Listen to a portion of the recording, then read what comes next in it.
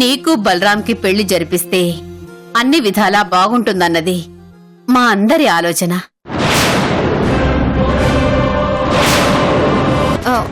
తను చెప్పలేదత్తయ్యా, ఎందుకంటే ఈ పెళ్లి తనకిష్టం లేదు.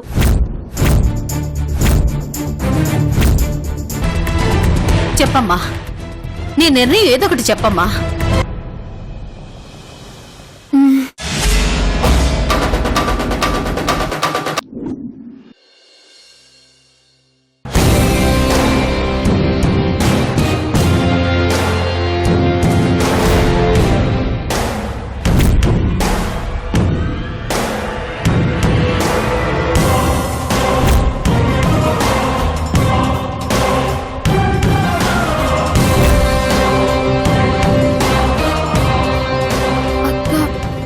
అది మాటలు బాగానే వస్తాయి కదా, ఒక్క క్షణం కూడా ఆలోచించకుండా అందరి ముందు అలాగే అని చెప్పే ధైర్యం కూడా ఉంది కదా. మరి ఇప్పుడెందుకు ఇలా భయపడిపోతున్నావు? మాట్లాడు, ధైర్యంగా మాట్లాడు. నిన్ను చూస్తుంటే లాగపెట్టి కొట్టాలన్నంత కోపం వస్తుంది. నువ్వు నిజంగా నా సొంత చెల్లెలు అయి ఉంటే ఏం చేసుండదన్నో నాకే తెలీదు. అసలు నేను ఇక్కడ ఉండొద్దు, ఇంటికి వెళ్ళిపోమని చెప్పాను. కానీ ఆ రోజు ఏమని చెప్పావు? నన్ను ఆయన్ని కలపడం కోసం, వాడి దుర్మార్గాన్ని బయట పెట్టడం కోసం ఇక్కడే ఉంటానని బలవంతంగా నా దగ్గర మాట తీసుకుని నన్నెవరికి చెప్పనివ్వకుండా చేశావు. కానీ ఇప్పటి వరకు నువ్వు చేసిందేంటి? ఇన్నాళ్ళు నువ్వు పిచ్చిదానిలో నటించడం కాదు, అసలు నిజంగా నీకు పిచ్చి పట్టింది.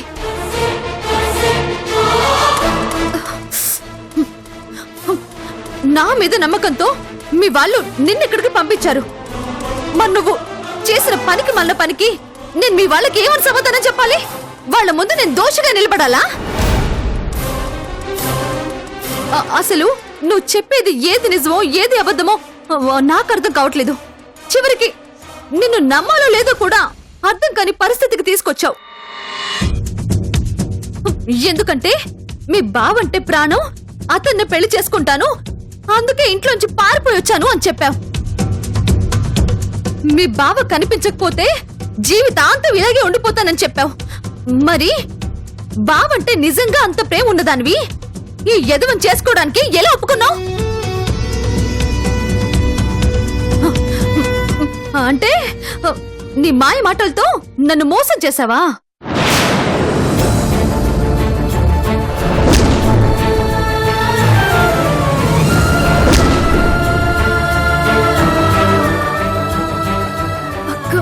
నేను పెళ్లికి ఒప్పుకుంది మా బావతోనే, కానీ ఈ విషయాన్ని నీతో చెప్పుకోలేని పరిస్థితి.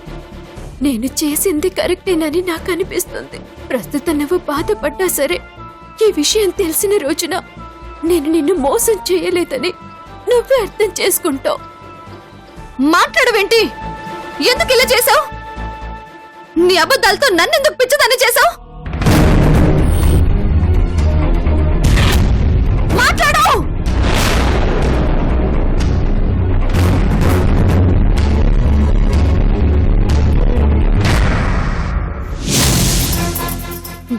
నువ్వే కదక్క చెప్పావు, ఎక్కడున్నాడో తెలియని మనిషి కోసం ఎదురు చూడటం పిచ్చితనం, మనసు మార్చుకోమని. అమ్మ వాళ్ళు కూడా పదే పదే ఇదే మాట చెప్తున్నారు. అందుకే పిచ్చి పిచ్చి మాటలు చెప్పావంటే నిజంగానే కొట్టేస్తాను. నీ ఆలోచన మార్చుకోమని మాత్రమే కాదు, వాడు దుర్మార్గుడు అని కూడా చెప్పాను కదా. మరి ఈ విషయం నీ బుర్రలోకి ఎక్కలేదా? బెంగళూరు నుంచి నీకు చెప్తూనే ఉన్నాను, వాడి మంచోళ్ళ నటించడం వెనక ఏదో కుట్రుంది, నమ్మద్దు నమ్మద్దు అని. ఇప్పటికైనా అర్థమైందా? సడన్ గా ఇంట్లో పెళ్లి ప్రస్తావన తీసుకురావడం వెనక వాడి కుట్రుందని అర్థమైందా? అక్క, ఇలా అంటున్నానని మరోలా అనుకోకు. నిజంగా దీని వెనక కుట్ర ఉంటే పెళ్లికి ఒప్పుకోవాలిగా. మనసులో మోసం చెయ్యాలనే ఆలోచనే ఉంటే కాదని ఎందుకంటాడు చెప్పు? ఎందుకు కాదని అన్నానంటే, నెంబర్ 1, నేనే దాని భావనని జస్ట్ ఇప్పుడే నమ్మించాను. నమ్మించినప్పుడు ఏం చెప్పాను? ఈ బావనే బంధంతో నన్ను బాధ పెట్టొద్దు, మర్చిపో అని చెప్పాను. మరి వెంటనే ఒప్పుకున్నాననుకో, అంటే అన్నానంటారు గాని వీడేంటి నిన్న ఇష్టం లేదని చెప్పి ఈ రోజు పెళ్లికి ఒప్పుకుంటున్నాడని భయంకరమైన డౌట్ వస్తుంది. Number 2, Meenakshi brain super sonic విమానం కంటే ఫాస్ట్ కాబట్టి దానికి ఆల్రెడీ నా మీద డౌట్ వచ్చేసి ఉంటుంది. నా గెస్సింగ్ కరెక్ట్ అయితే ఇప్పుడు అది శ్రీకృష్ణుడి రేంజ్లో ఆ పూరికి గీతోపదేశం చేస్తూ ఉంటుంది. ఒకవేళ నేను ఓకే అని చెప్పుంటే పూరిలో వచ్చిన ఒక డౌట్ కన్ఫర్మ్ అయి ఉండేది. అప్పుడు నేను ఆడిన నాటకం అంతా లీక్ అయి ఉండేది. సో ఇప్పుడు మీనాక్షి ఎంత హితబోధ చేసినా, ఎంత బ్రెయిన్ వాష్ చేసినా సరే బలరాం మారిపోయిన మనిషి అని కోర్టులో లాయర్లా వాదిస్తుందే తప్ప ముసుగేసుకున్న మోసగాడు అని కలలో కూడా నమ్మదు. ఈ నమ్మకాన్ని ఎక్కడి దాకా తీసుకెళ్తానంటే నేను లేకపోతే అది చచ్చిపోతాను అనేదాకా. అలాగే మీనాక్షి కన్నీళ్లు పెట్టుకుని చెప్పినా సరే నేను బలరాంనే చేసుకుంటాను అనేదాకా. కాదా అక్కడి దాకా వచ్చిందనుకో, ఆటోమేటిక్గా మీనాక్షి నా దారిలోకి వచ్చేస్తుంది. Oh my god, oh my god, నువ్వు మాయలోడు కాదురా, మాయల పకీర్కే మమ్మీ హస్బెండ్వి. ఒరే గుట్టుడా, నీ పక్కనే ఉన్నా సరే నీ జిత్తులు ఎత్తులు కనిపెట్టడు చాలా కష్టంరా. పూర్ణిమ, నువ్వు వాడి నిజ స్వరూపాన్ని కనిపెట్టలేకపోతున్నావు. వాడు సడన్ గా ఒప్పుకుంటే డౌట్ వస్తుందనే ఇలా కాదు అని చెప్పాడు. దీని వెనుక కూడా ఖచ్చితంగా ఏదో నాటకం ఉండే ఉంటుంది. వాడి గురించి నీకు పూర్తిగా తెలీదు పూర్ణిమ. వాడెంత నీచుడు అన్నది నాకు తెలుసు. నీ మంచి కోసం, నీ భవిష్యత్తు కోసం చెప్తున్నాను. దయచేసి నా మాట వినమ్మా. నేను చెప్పేది అర్థం చేసుకోమ్మా, ప్లీజ్. అక్క, నువ్వంటే నాకు చాలా గౌరవం, చాలా ఇష్టం. దయచేసి నేను చెప్పేది కూడా నువ్వు అర్థం చేసుకో అక్క. బలరాం దుర్మార్గుడిగా ఉన్నప్పుడు చూశాను, అలాగే ఇదే కళ్ళతో ఇప్పుడు మారిన మనిషిని చూశాను.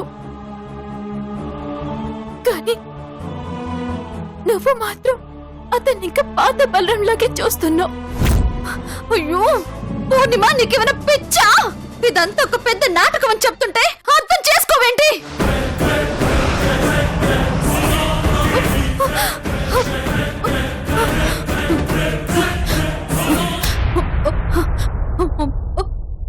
పూర్ణిమ, నేను చెప్పేది వినమ్మా, లేకపోతే వాడి కుట్రలో బలైపోతావు.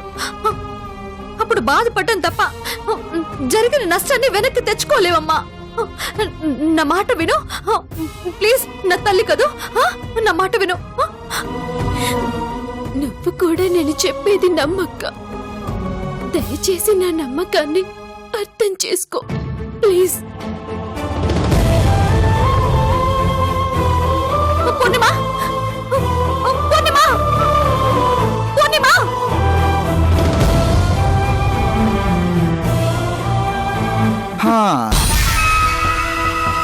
మీనాక్షికి ఈ పాటికి పూర్తిగా అర్థమైపోయి ఉంటుంది.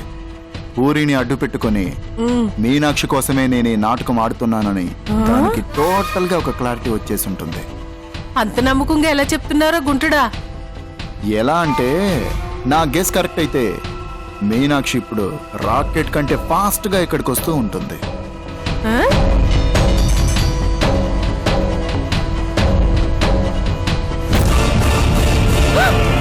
Oh my god, oh my god, నిజమేరా గుంటుడా? రాకెట్ కంటే ఫాస్ట్ గా, చెడతపుల కంటే ఆవేశంగా కమింగ్ చేస్తుంది. అయినా చెట్టు కింద జాతకాలు చెప్పేవాడు చెప్పినట్టు ఇంత కరెక్ట్ గా ఎలా టెల్లింగ్ చేస్తున్నావురా గుంటుడా? దీన్నే వేవ్ లెంత్ అంటారత్త. నేను తన గురించి ఆలోచిస్తున్నప్పుడు తను నా గురించి ఆలోచించకుండా ఎలా ఉంటుంది? పాపకి ఫుల్ ఫోకస్ నా మీదే కదా. Oh my god, oh my god, నీ ఫోకస్ తీసుకెళ్లి పొయ్యిలో పెట్టా. ఆ గుంట నీతో పాటు నన్ను ఇక్కడ లుకింగ్ చేసిందే అనుకో, నాకు పైకి ఫ్రీగా పాస్పోర్ట్ ఇప్పిస్తుంది. అమ్మాయి జంపింగ్స్.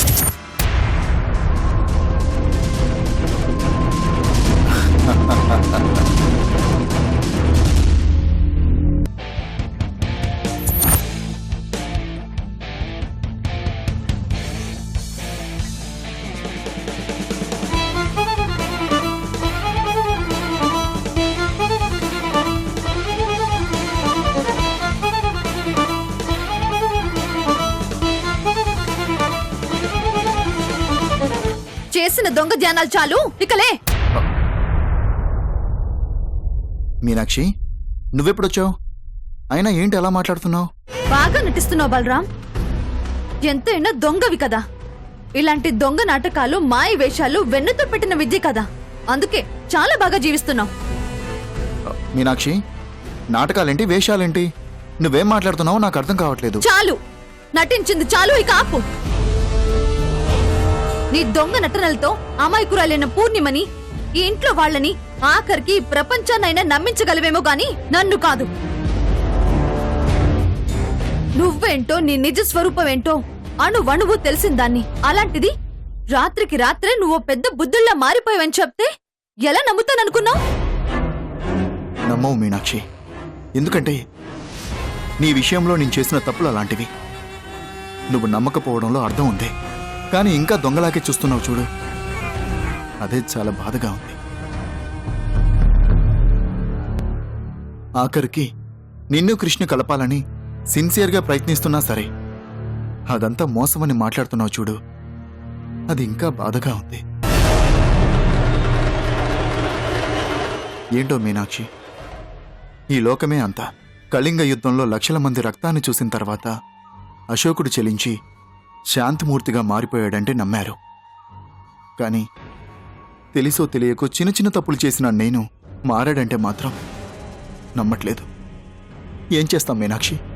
అంతా నా కర్మ, అంతా నా కర్మ. ఆపు. మాయ మాటలు బానే చెప్తున్నావు గాని ఇక ఆపు. చూడు, నన్ను ఎదుర్కోవడం చేతగాకి నువ్వు పూర్ణిమను అడ్డు పెట్టుకుని ఇలా డ్రామాలు ఆడుతున్నావని నాకు తెలుసు. కానీ ఒక్క విషయం గుర్తుపెట్టుకో, నీ నాటకాలు, డ్రామాలు ఏవి సాగనివ్వను. నీ కుట్రకి చెక్ పెడతాను. నీ మాయ నుంచి పూర్ణిమను కాపాడతాను. ఏంటి మీనాక్షి ఈ లేనిపోని నిందలు? నేనేమైనా ఈ పెళ్లి చేయమని అడుగుతున్నానా? వద్దనే కదా నెత్తి నోరు మొత్తుకుంటున్నాను. మరి ఇదంతా కుట్రంటానికి నీకు మనసెలా వస్తుంది మీనాక్షి? అమాయకుళ్ళ నటించింది చాలు, ఇంకా ఆపు. ఇది కూడా నీ ప్లాన్ లో ఒక భాగమేనని నేను తెలుసుకోలేననుకుంటున్నావా? చూడు మీనాక్షి, నేను ఏం చెప్పినా నువ్వు నమ్మే పరిస్థితుల్లో లేవు. కానీ ఒక మాట చెప్తాను విను. నిన్ను కృష్ణ కలపడం కోసం నేను పడుతున్న ఆరాటాన్ని చూసి పూరి నన్ను నమ్మింది. ఆ నమ్మకంతోనే ఇష్టపడి ఈ పెళ్లికి ఒప్పుకున్నట్టుంది. కాని తనతో చెప్పు మీనాక్షి, తన నమ్మకాన్ని నమ్మకం దగ్గరే ఆపేయమని. దయచేసి పెళ్లి దాకా తీసుకురావద్దని. ఎందుకంటే వాటి వల్ల నీ ముందు నేను ఇంకా ఇంకా దోషిగానే నిలబడాల్సి వస్తుంది. ఆ శక్తి నాకు లేదు మీనాక్షి, లేదు.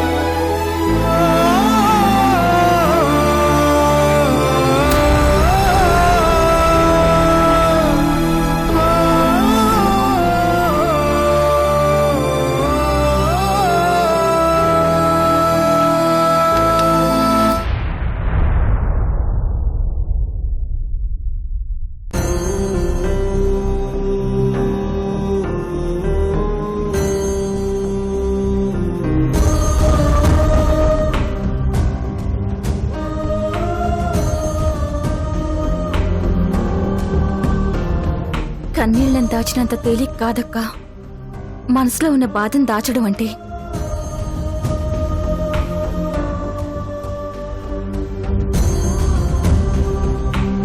అక్క, ఏంటిది? అయినా ఇప్పుడేమైందని? బలరాముని ఇంతకు ముందు కూడా చాలాసార్లు పెళ్లి చేసుకోమని చెప్పాం. వాడు అప్పుడు కూడా ఒప్పుకోలేదు కదా. పెద్దవాళ్ళుగా మనం ఏదో విధంగా ఒప్పించాలే గాని ఇలా బాధపడొచ్చా చెప్పు? నా బాధ వాడు ఒప్పుకోలేదని మాత్రమే కాదు కనకం, క్రిష్ మీనాక్షుల గురించి కూడా. ఈ రూపంలో వాళ్ళిద్దరూ ఒక్కటయ్యే ఒక మంచి అవకాశం మిస్ అయ్యిందేనని చాలా బాధగా ఉంది. అక్క, నువ్వేం మాట్లాడుతున్నావో నాకేం అర్థం కావడం లేదు. కనకం, పీటల మీద పెళ్లాగిపోయి మనస్పర్ధలతో దూరంగా ఉంటున్నా క్రిష్ మీనాక్షులను కలపాల్సిన టైంలో సడన్ గా ఈ పెళ్లి ఆలోచన ఎందుకు చేశానో తెలుసా? ఈ పెళ్లి ద్వారా వాళ్ళిద్దరూ కలిసిపోతారని ఒక చిన్న నమ్మకంతో. ఈ నమ్మకానికి కారణం వాళ్ళ బెంగళూరు ప్రయాణం. అవును కనకం, ఆ ట్రిప్ ద్వారా క్రిష్లో చాలా మార్పొచ్చింది. వాడు మీనాక్షిని తిరిగి అర్థం చేసుకోవడం మొదలుపెట్టాడు. అంతేకాదు కనకం, వాడి మనసులో ఉన్న కోపం చాలా వరకు పోయింది.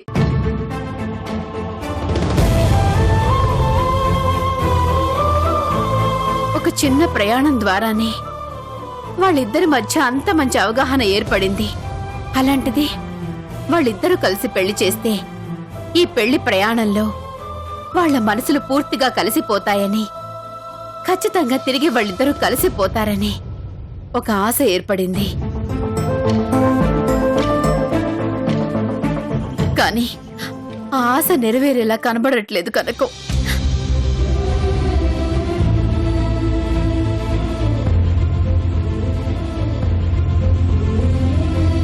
అక్క, మనందరి ఆశ నమ్మకం నెరవేరడానికి ఒక చిన్న మార్గం ఉంది.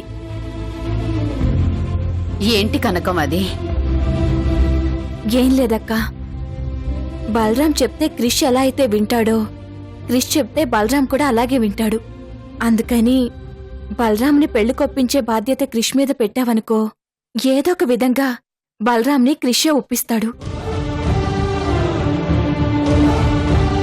అలాగే ఈ పెళ్లి బాధ్యతల్ని మీనాక్షి క్రిష్ల మీద పెట్టావనుకో, వాళ్ళిద్దరూ దగ్గరుండి పెళ్లి జరిపిస్తారు. ఆ క్రమంలో వాళ్ళిద్దరి మనసులో ఉన్న దూరం తగ్గిపోయి ఒక్కటవుతారు. ఏమంటావక్కా? ఆ,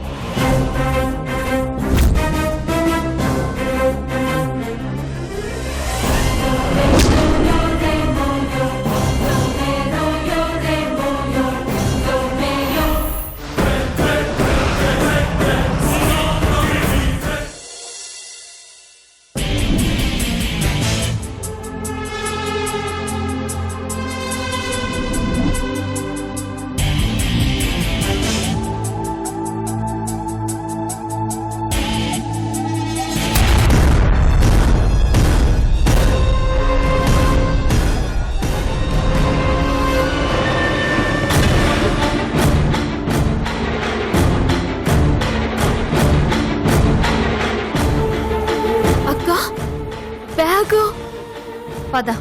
ఎక్కడికక్కా? మీ ఇంటికి.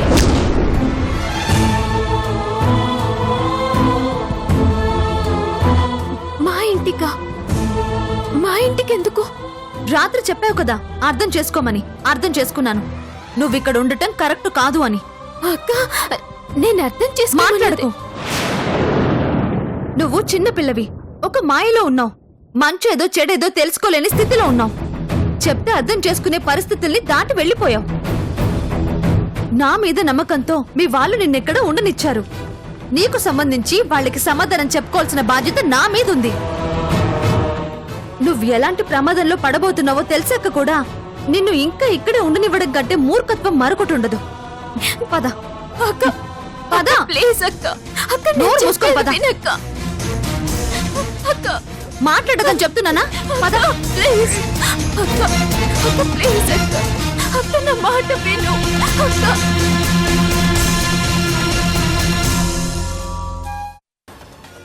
మీరిద్దరూ కలిసి దగ్గరుండి ఈ పెళ్లి జరిపించాలి. చేతులు పట్టుకొని అడుగుతున్నాను.